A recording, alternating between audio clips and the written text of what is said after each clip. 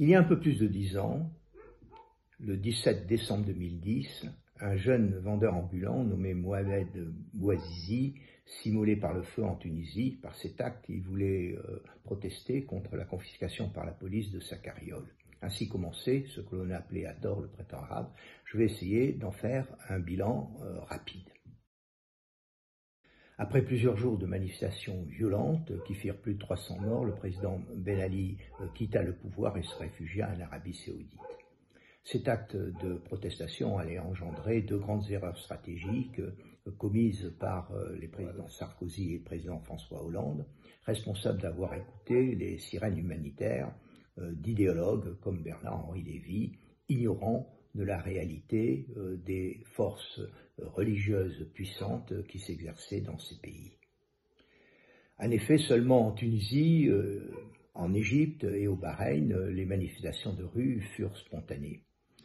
Elles étaient le fait de la bourgeoisie et de ce qu'on appelait la jeunesse Facebook, qui protestait contre la prédation économique réalisée par les entourages de Ben Ali, de Moubarak et du roi de Bahreïn, un sunnite, alors que 80% de sa population est chiite. Au Bahreïn, le risque de voir s'installer un État chiite sur le golfe arabo-persique allié à l'Iran a fait intervenir militairement l'Arabie saoudite avec le feu vert d'Obama, et cela a entraîné une répression sanglante passée entièrement sous silence par les médias occidentaux.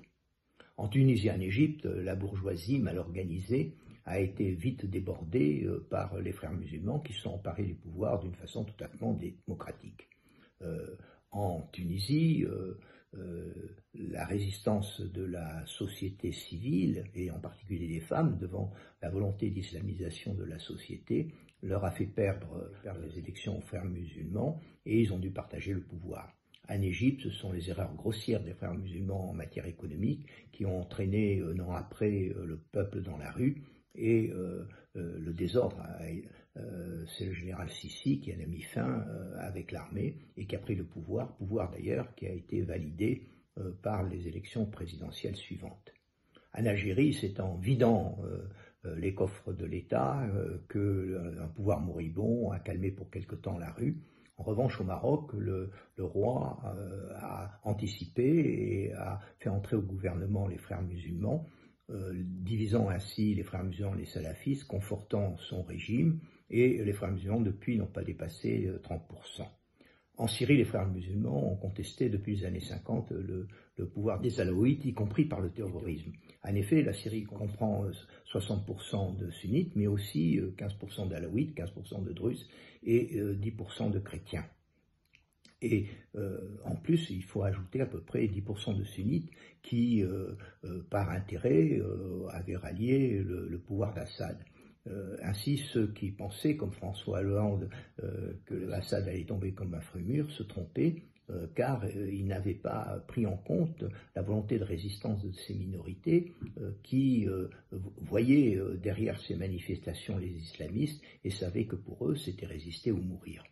En Libye, le pouvoir de Kadhafi était fondé sur les tribus et sur la répartition de la manne pétrolière entre ces tribus, laissant d'ailleurs aux chefs de tribus la possibilité de faire la répartition finale. Les grandes tribus cyrénaïques ont vu dans cette agitation l'occasion de modifier à leur profit cette répartition et se sont révoltés.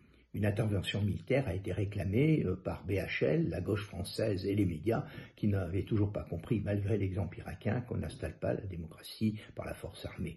En revanche, on engendre le chaos dont se servent les islamiques pour prendre le pouvoir. Voilà, ces 10 ans d'errement stratégique ont profondément modifié l'influence des acteurs régionaux au Moyen-Orient et dans ces pays. Ce fera l'objet d'une vidéo suivante.